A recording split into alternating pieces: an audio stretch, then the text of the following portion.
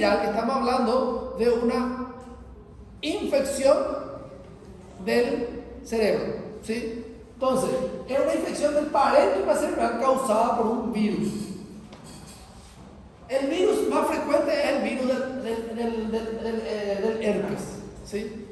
Y normalmente la causa más común de encefalitis esporádica en adultos inmunocompetente son el virus del herpes. ¿Qué quiere decir inmunocompetente? Que no tenga alteración de la inmunidad. Y el herpes, dentro de ese está el herpes simple, el herpes zóster y el Epstein-Barr. También puede ser citomegalovirus, el virus humano 6 y los enterovirus.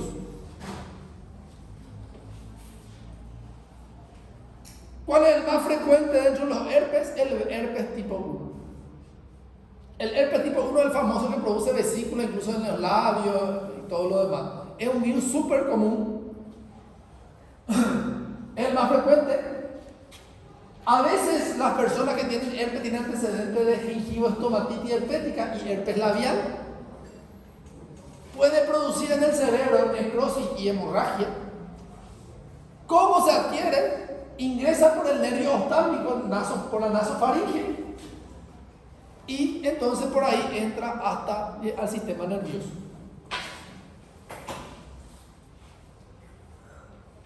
También puede haber el herpes de la varicela zoster, pero el herpes de la varicela zoster normalmente se ve en ancianos o inmunocomprometidos. Esta persona normalmente tiene antecedentes de haber tenido varicela. Una persona que tenga varicela siempre va a tener predisposición a poder tener herpes zóster. Porque el virus, cuando uno tiene varicela, el virus se va y se aloja en el ganglio del asta dorsal de la médula espinal y se queda ahí hasta que la inmunidad en algún momento baje. Cuando baja, puede producir brotes otra vez herpéticos o incluso puede producir una encefalitis herpética. Entonces, esta es la secuencia que yo tengo que utilizar cuando yo pienso en una encefalitis. ¿Se acuerdan que ya hablábamos de la clínica? Paciente con fiebre, trastorno de la conciencia o alteración de pares craneales o convulsión. Fiebre más síntomas neurológicos, tengo que pensar en una encefalitis. Y todo paciente con encefalitis tiene que tener una punción lumbar. Pero antes de la punción lumbar, tengo que pedir una tomografía de cráneo, porque puede tener una lesión cerebral que produzca aumento de la presión intracraneana, y si yo le punzo y le quito el líquido, voy a hacer que el cerebro caiga en el agujero magno, el tronco cerebral, y yo le voy a matar. Eso quiere decir, el mismo médico va a producir una iatrogenia y le va a matar al paciente. Anteriormente, hoy en día, casi todos los hospitales tienen tomografía o hay donde se les pueda derivar. Y estos pacientes son complejos, por lo tanto no les voy a atender en una atención, no les voy a yo tratar, digamos, no le voy a hacer un seguimiento en un hospital básico. Le voy a hacer la recepción, incluso si va a tardar mucho para llegar, yo pienso que una encefalitis le voy a hacer tratamiento, pero le tengo que derivar. O por lo menos tengo que hacerle que se le derive, se haga la tomografía y después vuelva conmigo. ¿Se entiende? Porque son pacientes graves. Anteriormente, cuando no podíamos pedir una tomografía, ¿qué es lo que teníamos que descartar? Signos de hipertensión endocraneal. ¿Y qué era lo que entonces signo de hipertensión endocraneal? Ya hablábamos. Cefalea, vómitos y edema papila. Entonces, si el paciente tenía cefalea, que puede tener un cuadro infeccioso, y tiene vómitos, pero no en proyectil, pero si tiene proyectil ya no puedo hacer punción lumbar, me voy y veo su fondo de ojo. Si tiene edema de papila, no le puedo punzar. ¿Se entiende? Entonces, por eso que sí o sí tienen que saber hacer fondo de ojo. Porque si ustedes no saben hacer fondo de ojo y no tienen tomógrafo, ¿qué van a hacer? Entonces, anteriormente, sin tomografía, nosotros hacíamos si no tiene edema de papila, ¿verdad? O no hay algún signo de hipertensión endocraneal. Entonces, hoy en día, clínica, tomografía y después punción lumbar. Pero tiene que ser rápido. Como le dije, ¿cuál es el mejor estudio donde yo pueda? No es necesario pedir una resonancia, pero la resonancia a veces puede mostrar es mejor que la tomografía. Con la clínica yo ya hago el diagnóstico. ¿Para qué le causa. ¿Qué quiere decir? Una tomografía normal con signo de encefalitis es una encefalitis. ¿Se entiende? Tomografía normal con signo de encefalitis es una encefalitis. Tomografía con signo de encefalitis más signos clínicos de encefalitis es una encefalitis. ¿Se entiende? ¿Qué quiere decir? Encontrar una tomografía normal no descarta la encefalitis es clínico. ¿Sí? Por lo tanto, sin tener el resultado del líquido cefalorraquídeo, si yo pienso en una encefalitis, tengo que hacer un tratamiento. Y después veo el resultado, que es lo que vino. Y la encefalitis, ahora estamos hablando de encefalitis infecciosa. Puede haber encefalitis que no sea infecciosa también. Entonces, la clínica, fiebre acompañado de alteración del nivel de conciencia o signos neurológicos focales o crisis convulsiva. O todo junto también esto. Entonces, cuando yo tengo afectación neurológica con fiebre, obligatorio tomografía y punción lumbar. Ese es lo que yo quiero que se les quede a usted en la cabeza, porque eso es lo que ustedes van a hacer como médico general. Entonces, la punción lumbar, ¿qué es lo que me va a dar? Citológico. Cuando hablamos de citológico hablamos de células. En un cuadro viral, las células van a estar aumentadas y normalmente van a estar aumentadas a expensas de mononucleares. ¿Qué quiere decir linfocitos? Bueno, la literatura dice así, pero cuando vos te vas leyendo más y teniendo más experiencia, hay situaciones que no es tanto así. A veces en la etapa primaria puede también haber polimorfos nucleares, neutrófilos. Entonces a veces no es tanto así, ¿verdad? Pero lo que usted tiene que saber en línea general, presencia de células aumentadas a expensas de mononucleares. Primero la regla, después las excepciones. Eso es lo que usted tiene que saber. Está aumentado. El aumento puede ser de 25 a 500 células a expensas de mononucleares. Las proteínas en el líquido cefalorraquídeo van a estar aumentadas, normalmente mayor de 45. Una cosa muy importante en las proteínas. Proteína en líquido cefalorraquídeo no siempre me habla de infección. Proteína en líquido cefalorraquídeo me habla, cuando la proteína es real del líquido cefalorraquídeo, me habla de un proceso inflamatorio. Puede ser infeccioso o no. ¿Sí? Por eso que en el Guillain-Barré se hace hay proteína aumentada, pero no hay aumento de células. No hay alteración de glucosa y de otra situación de cultivo. ¿Se entiende? Entonces, proteína aumentada me habla de proceso inflamatorio. Si ese proceso inflamatorio está acompañado de neutrófilo, probablemente sea una encefalitis, pero hay otras causas también. Voy a mover. La glucosa tiene que ser normal, porque el virus no se alimenta de glucosa. Si la glucosa está consumida, tengo que pensar en estas tres situaciones. Bacterias comunes que produzcan meningitis. Bacterias especiales como tuberculosis, sífilis o hongos. Cuando hay compromiso de glucosa. Si no hay compromiso de glucosa, o es viral o es otra cosa. Ok, la presión. En todo proceso infeccioso, inflamatorio, la presión va a estar aumentada. Normalmente mayor a 10 centímetros de agua. El valor normal suele ser mayor, hasta 15, entonces siempre es mayor a 15. Normal o ligeramente aumentada. En concepto general usted tiene que pensar en aumentada. Y el gol estándar del diagnóstico es la presencia de PCR positivo para el virus del herpes o de otro virus. Si el paciente tiene ese positivo, ya está el diagnóstico. Si tiene negativo, tenemos que pensar en otras posibilidades. Pero puede ser que tenga negativo y igual si sigue siendo el herpes. ¿Sí? O puede ser otro virus. La serología puede ser positivos al virus y los cultivos de la bacteria obviamente van a ser negativos. Por lo tanto, así se hace el diagnóstico de encefalitis viral. Clínica y punción lumbar. con estudios citológicos, citoquímicos y PCR para virus.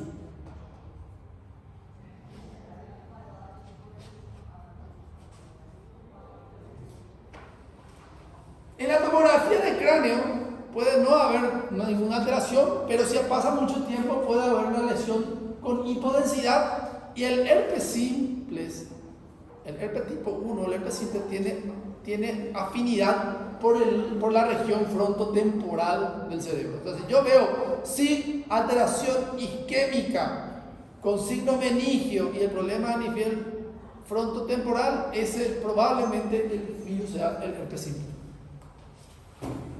Dijimos que la resonancia era el estudio neurológico de elección, pero que no era necesario pedir en los pacientes porque el resonador es caro, no hay en muchos hospitales, ¿verdad? Pero en un futuro más adelantado probablemente sí tengamos acceso para todos los pacientes, pero hoy en día no es necesario, pero es el mejor estudio. Entonces, la resonancia es un problema que tiene varias secuencias. En la secuencia T1 va a haber una hipodensidad, en la secuencia T2, como es la que estamos viendo acá, va a haber una hiperintensidad, o sea, es blanco, y en la fly, que es un T2 modificado, va a ser esa característica, y acá me está mostrando la región del lóbulo temporal. Esto es lóbulo temporal, esto es parietal y esto es frontal. Esto acá, mesencéfalo, puente y el bulbo no sale.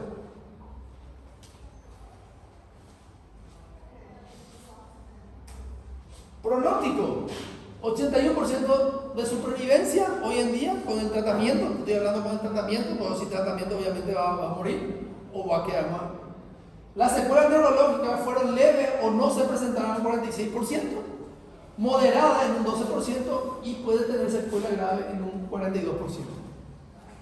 Por lo tanto, hay una afectación con... Bueno, eso con respecto a la encefalitis viral. Ahora, la meningitis bacteriana. Acá, cuando hablamos de meningitis bacteriana, hablamos de inflamación de las meninges y producido por una bacteria. Es una infección de la leptomeninge a nivel del espacio subaracnoideo causado por bacterias. Entonces, tanto la meningitis viral como la bacteriana producen el mismo síntoma. Yo no puedo saber si es bacteriana o viral hasta que le haga la punción lumbar y le pida el cultivo y tenga el resultado de eso. Por eso que cuando una persona tiene un signo meningio, se piensa en una meningitis viral o bacteriana, se hace el tratamiento empírico para los dos. Y cuando venga el resultado del cultivo o del citológico citoquímico, comparando con la clínica, se puede suspender uno y se continúa con el otro. O si el diagnóstico no fue correcto, se suspende los dos. O si no, se continúa los dos hasta terminar. El tema de que continuar para los dos hasta terminar tiene complicaciones o tiene situaciones que tengo que controlar porque el aciclovir produce problema renal. Los antibióticos producen resistencia, entonces no es dejarlo nomás para yo estar seguro, porque lo que queremos hacer muchas veces como médicos es le damos y total, si es ya le traté y si no es, no pasa nada, no es tanto así. Los medicamentos pueden dejar alteraciones graves. Ok. Las causas más frecuentes de la meningitis bacteriana son las mismas que producen la neumonía, las mismas que producen la otitis, son los mismos gérmenes. Los mismos que producen la sinusitis. Por lo tanto, la sinusitis, la otitis y los problemas de las vías aéreas inferiores o la neumonía pueden ser primera manifestación antes de la meningitis. O puede asociarse directamente con una meningitis también. Entonces, ¿cuál es el germen más frecuente? El Streptococcus pneumoniae, o conocido como neumococo. Representa la causa más frecuente, en un 50%. Después la Neisseria meningitis o el meningococo, que representa el 25%. El meningococo a veces suele ser muy agresivo, produciendo incluso lesiones de la piel y todo lo demás. Si bien es menos frecuente que el neumococo, suele ser muy agresivo. Y después tenemos la Haemophilus influenza. Todo esto prevenido con la vacunación. Los síntomas graves. Puede haber síntomas leves, pero los síntomas graves se previenen con la vacunación. Por eso que es importante el tema de la vacunación. Ok, factores que predisponen en quienes yo puedo pensar que pueda tener meningitis. O si una persona tiene meningitis, ¿qué cosas tengo que preguntarle? Porque a veces tengo que tratar esa causa, si no, voy a continuar con otras complicaciones. Infecciones como neumonía, otitis y sinusitis. Asplenia, ¿qué quiere decir? Que no tenga vaso. El que no tiene vaso va a tener mayor posibilidad de tener infección de aquellos gérmenes que estuvimos hablando. Inmunogamaglobulinemia, ¿por qué va a tener una alteración de la inmunidad? Deficiencia de complemento, la misma cosa. El alcoholismo, la diabetes. El alcoholismo y la diabetes producen inmunodepresión. Y traumatismo craneoencefálico con fuga de líquido cefalorraquídeo. Que es la persona que tuvo traumatismo craneoencefálico y pérdida de líquido cefalorraquídeo, hay que pensar que puede hacer una meningitis. ¿Sí? Justamente hay pérdida de líquido cefalorraquídeo porque se lesionó áreas de la meninge. ¿Cuándo tengo que pensar que el germen puede ser una listeria monocitógenes? ¿Qué quiere decir? Que no es el neumococo, no es el hemófilo y no es el Neisseria ni nada. En embarazadas, en personas mayores de 60 años, en alcohólicos y en inmunodeprimidos. ¿Por qué es muy importante esto? Si bien yo no le voy a dar clínica, el antibiótico cambia en estos pacientes. Se le agrega un antibiótico más. Por eso es muy importante pensar. Cuando el paciente viene y es embarazada de mayor de 60, alcohólico, inmunodeprimido, yo le agrego un antibiótico más. ¿Sí?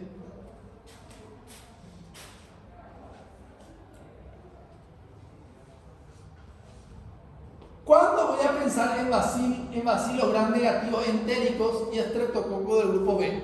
No es frecuente. Cuando el paciente tiene trastornos médicos crónicos, ¿qué quiere decir? Todo el tiempo se está yendo en el hospital. Por ejemplo, lo dializado, al paciente con inmunodepresión que se va todo el tiempo en el hospital. En eso tengo que pensar en este tipo de germen.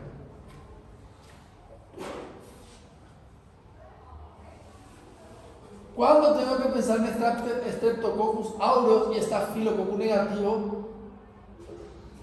Después de procedimientos neuroquirúrgicos, por ejemplo, los que recibieron cirugía de cráneo, en ellos.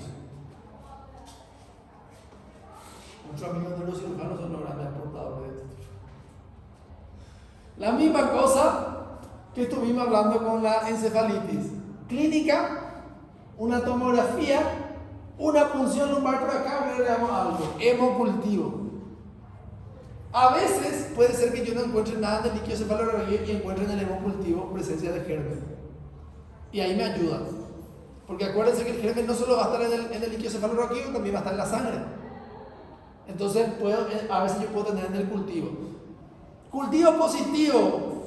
En el LSR incluso suele ser solo el 30%. Es decir, no hay que esperar que el paciente tenga cultivo positivo para hacer el tratamiento del paciente. A veces puede nunca ser positivo. Y por eso utilizamos, ¿cómo utilizamos? De acuerdo al LSR, el líquido cefalorraquídeo. Si tiene clínica y tiene datos del cuadro infeccioso, se hace de acuerdo a la característica del paciente y al germen que yo pienso. Si no me funciona, voy aumentándole o cambiando la característica de antibiótico o buscando otras causas. Obviamente que la tomografía, la resonancia es mejor que la tomografía. Tomografía normal no descarta meningitis y en la resonancia se puede ver inflamación de las meninges. La triada clásica: fiebre, cefalea y rigidez de nuca. ¿Por qué rigidez de nuca? Está aquí en asterisco. Hay personas que pueden no tener rigidez de nuca. Los adultos mayores, en vez de tener rigidez de nuca, pueden tener alteración del nivel de la conciencia. Fiebre y alteración del nivel de la conciencia. Y ahí es todo un tema. Porque cuando el médico no tiene experiencia y en algún momento leyó eso, le llama al neurólogo todo el tiempo.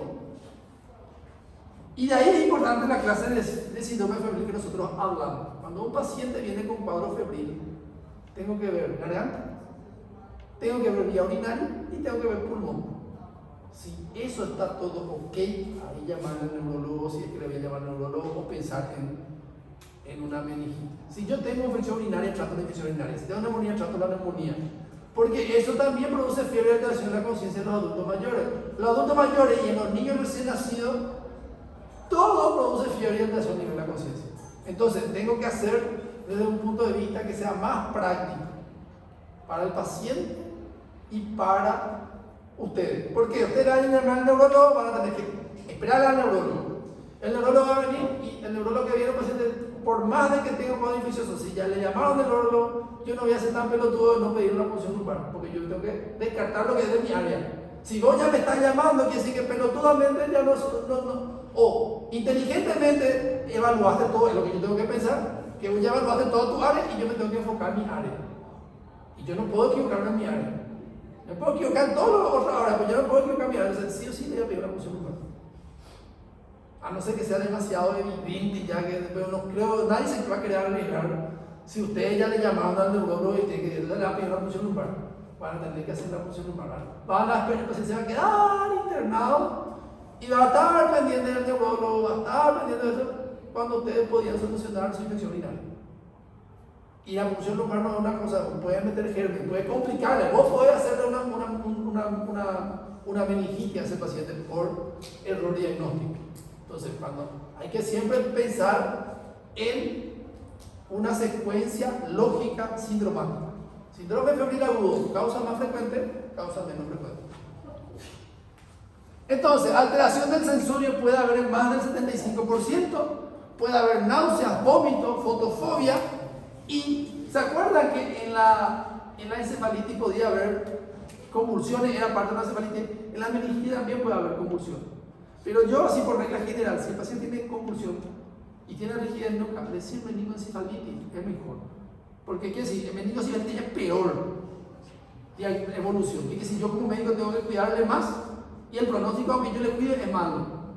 Eso es lo que le estoy diciendo. Entonces, de forma de poder hacerle entender a la persona que este paciente es de cuidado y a todo el hospital que este paciente es de cuidado, está bien poner, si tiene convulsión y fiebre y rigidez nuca, meningoencefalitis. No está mal eso, por más que después resulte ser solo una meningitis, porque igual el tratamiento es la misma cosa, solo que el pronóstico es diferente. ¿Qué quiere decir? Aunque yo le trate, puede quedarse con secuelas. ¿Se entiende?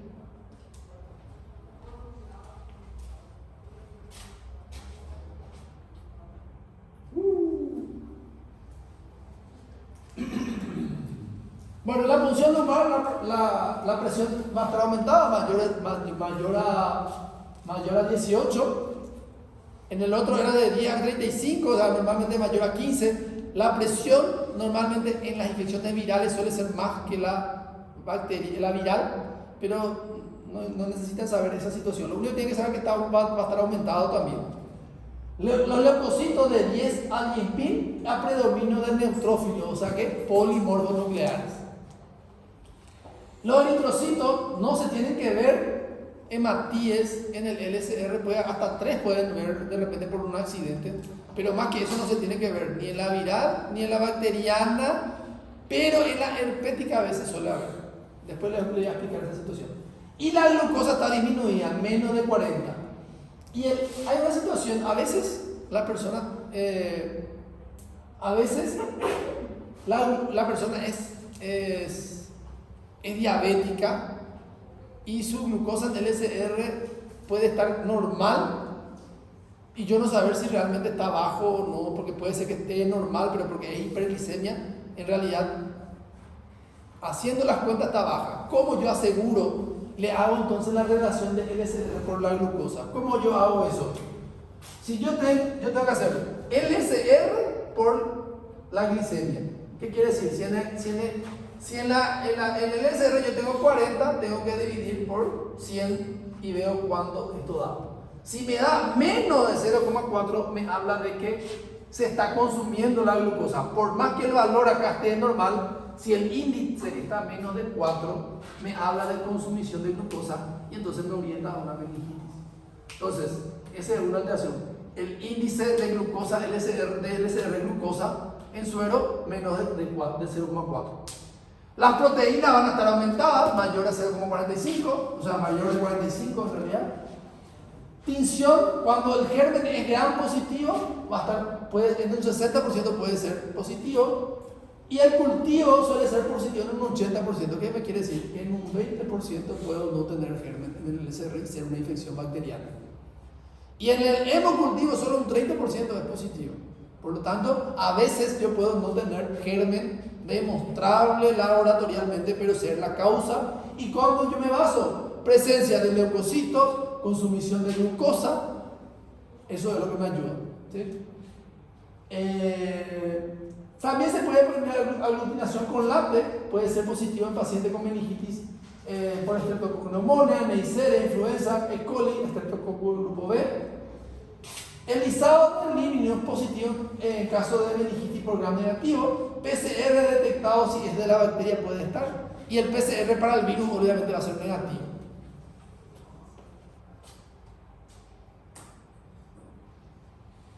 La tomografía y resonancia, reforzamiento normal de la meninge se puede ver. Cuando es un poco más avanzado puede producir incluso hidrocefalia y a veces puede producir incluso infarto cerebral cuando es muy avanzado. Diagnóstico diferencial, la meningoencefalitis viral, otra infección del sistema nervioso central y la hemorragia subaracnoidea. Y esta sería la última, y hasta aquí entra, porque tenemos más después, eso vamos a ver el siguiente año cómo recuperarnos para que puedan tener todo, porque esto después sale todo en el examen final. Varía según sea el microorganismo infectante. Las secuelas que pueden dejar y que son comunes son disminución de la función mental, alteración de la memoria, convulsiones, sordera, mareo y alteración de la marcha.